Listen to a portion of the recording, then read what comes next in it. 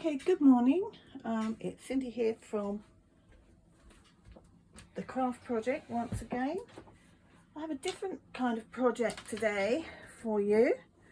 What we're going to do is I'm going to give you some very simple techniques for doing a very basic kind of folk art so that we can make some little projects like this. Okay, so let's get on.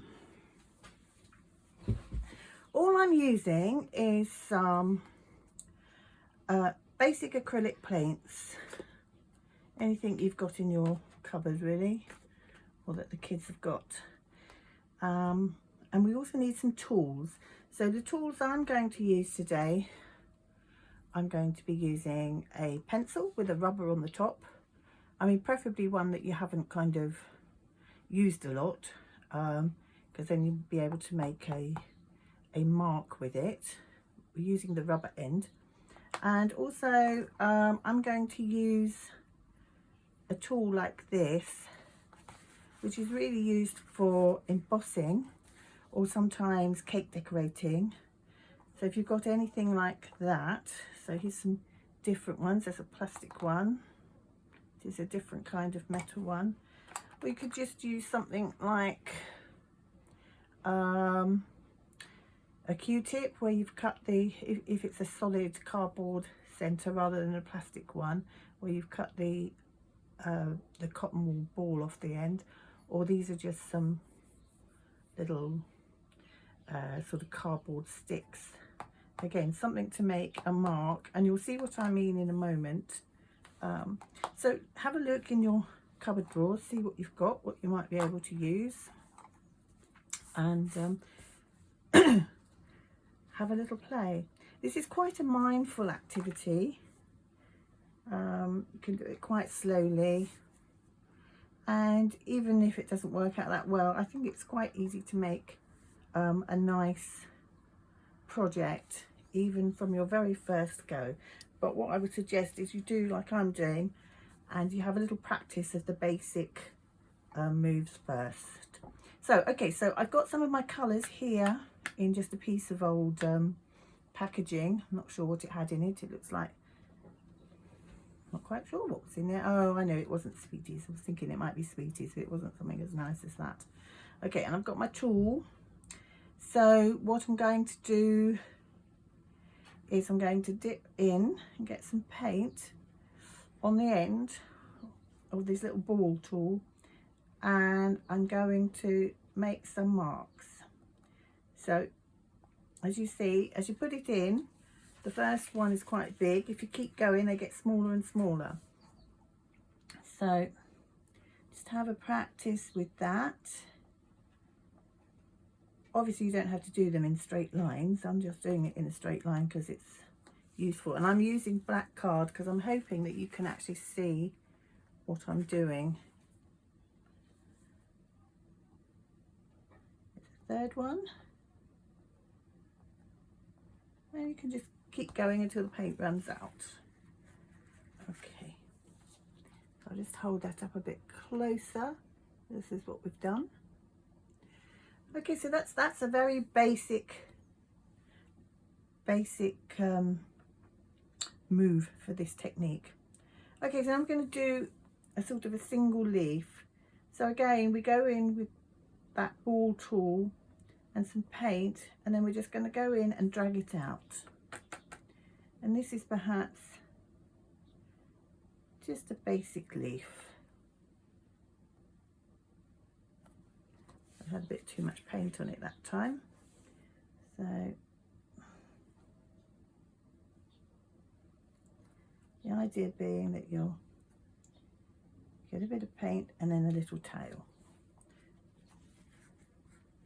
So that's the first thing you can try. And then we try doing a double leaf. So I'm just wiping the excess paint off in between on my piece of kitchen roll that I've got here. So for this time we'll do 2 green dots, and then we'll go in again and we'll pull them together. So this is like a double leaf, or it could be a little heart. depending how much paint you've got and how close it is. But it's very, very simple to do.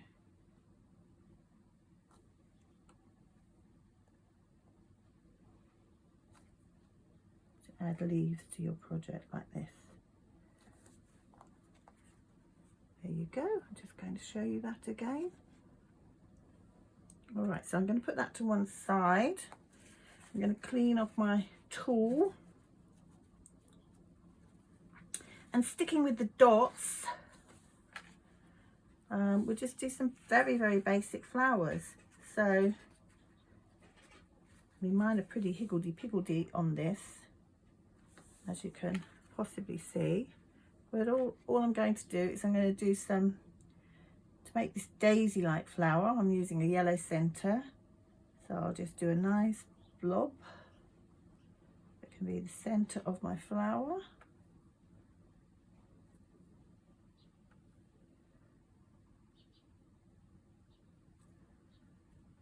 Okay. And I'm just going to go round. This time I'm using white paint. I'm going to put, you know, depending how much space I leave, 5 or 6 petals. Try out what suits you best and what you think is the one you prefer.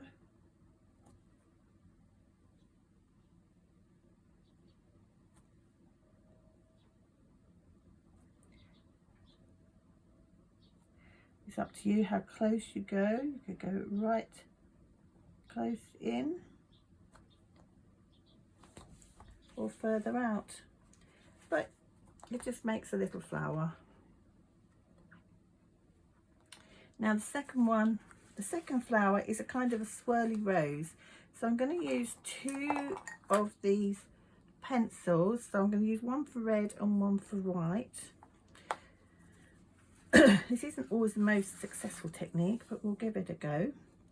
So what I'm going to do first of all is, oh actually no, I'm going to do the red first, I think.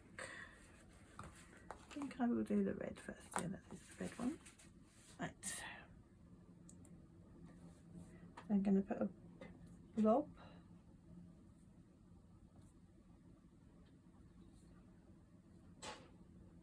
Nice blob.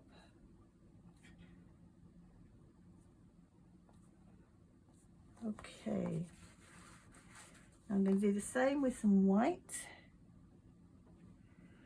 Sort of on top, but to the side.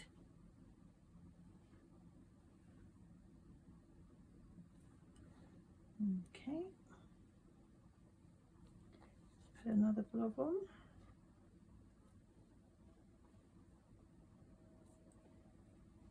Okay. Wipe that off. Then I get my tool again. I might use a thinner one. And we'll just swirl that in, the white into the red. And we'll get a sort of a rose swirl. I mean, obviously, this is folk art. It's not designed to be a perfect rose. And if you're not happy with the colour, you can go in again with a bit more red or white. It's entirely up to you. So how did we make this, for example? Well, what I did is I cut out a heart, and then with a piece of pencil, I've just done the heart sort of image on there, shape on there. And now I'm adding the other bits. So you see I've done some of it already. So I'm going to finish off my roses first. So let's see, try and keep them even. I haven't made a great job of that myself.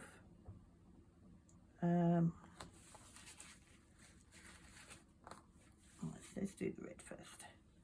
Just feel sometimes it works a bit better if you do the red first. Okay.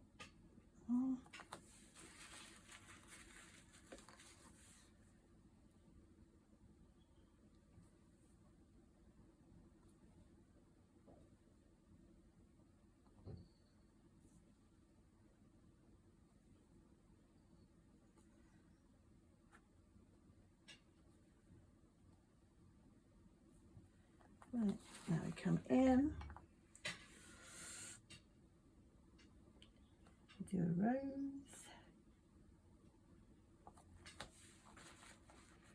Possibly kind of better if you do them all at once, because you'll have the same amount of colour. See, that one I don't like very much, so I'm going to add a little bit more red on that one. And then a little bit more white.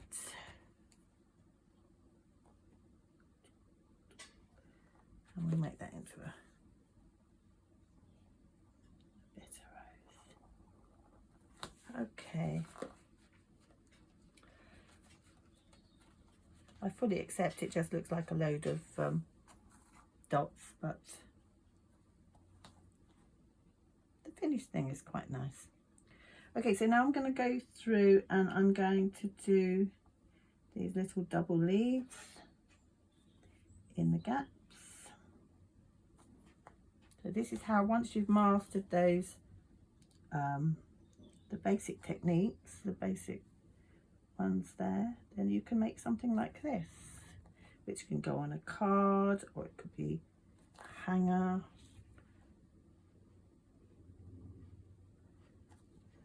Decorate, I don't know, something like a tea tray or something, anything you like. Okay, so you can see I've left quite a big gap in one place there, which is a bit of a shame, but never mind. What we'll do now, we'll do the dotting. So that very first technique we did with the dots getting smaller and smaller, now we can use that to fill in some of these holes. So we'll go dot, dot, dot, dot, dot, dot, dot. So just keep going all the way through. But you can mix up the colours if you want. You don't have to do them all green. Oops, I just put my finger in it.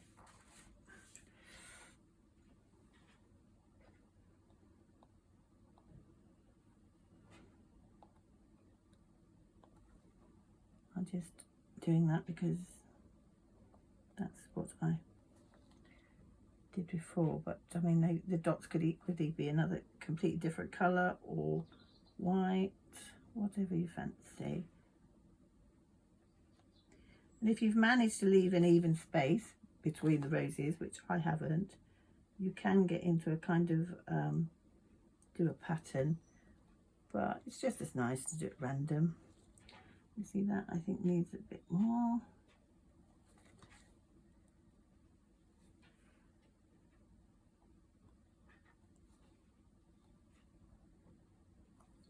Okay, so you can even do some more decoration in the corners if you want.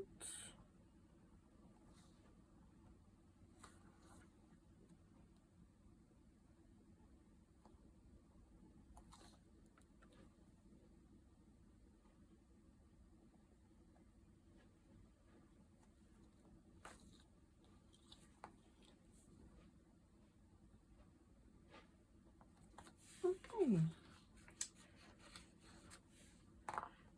So there you go. And obviously you can do that with any shape. I've got some others over here I will show you.